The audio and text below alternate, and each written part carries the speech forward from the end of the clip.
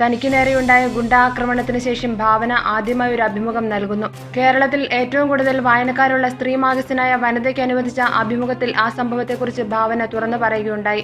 ഞാനൊരിക്കലും വിദൂരമായ ദുസ്വപ്നത്തിൽ പോലും കാണാത്ത കാര്യങ്ങളാണ് അന്ന് രാത്രിയിൽ ഉണ്ടായതെന്ന് ഭാവന പറഞ്ഞു. തനിക്ക് പിന്തുണയും പ്രാർത്ഥനയുമായി എത്തിയവർക്ക് നന്ദി പറയാനും നടി മറന്നില്ല.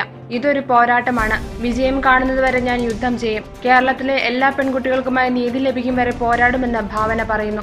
കേരളം ഒന്നടങ്കം ഞെട്ടിയ സംഭവത്തിന് പിന്നിൽ പ്രവർത്തിച്ചവർക്കെതിരെയുള്ള ചോദ്യത്തിന് സിനിമയിൽ തനിക്ക് ശത്രുക്കളുണ്ട് എന്ന ആമുഖത്തോടെയാണ് ഭാവന പറഞ്ഞു തുടങ്ങിയത്.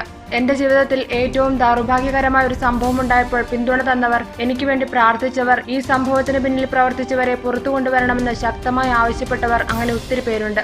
വനിതാ വിഷു ഈസ്റ്റർ ലക്കത്തിലാണ് ഭാവന ജീവിതത്തിൽ മറക്കാൻ ആഗ്രഹിക്കുന്ന ആ സംഭവത്തെക്കുറിച്ച് പറയുന്നത്. ആരാണ് ആ സിനിമാ ശത്രുക്കൾ എന്ന കാര്യത്തിൽ ആരാധകർക്കിടയിൽ ശക്തമായ ചർച്ച നടന്നുകൊണ്ടിരിക്കുകയാണിപ്പോൾ. സിനിമയിൽ പ്രമുഖ നടൻ ഇടപെട്ടിട്ടാണ് ഭാവനയുടെ അവസരങ്ങൾ ഇല്ലാതാക്കിയതെന്ന തരത്തിലുള്ള വാർത്തകൾ നേരത്തെ പുറത്തു വന്നിരുന്നു. For latest news, like, share it and subscribe to Star Sun News.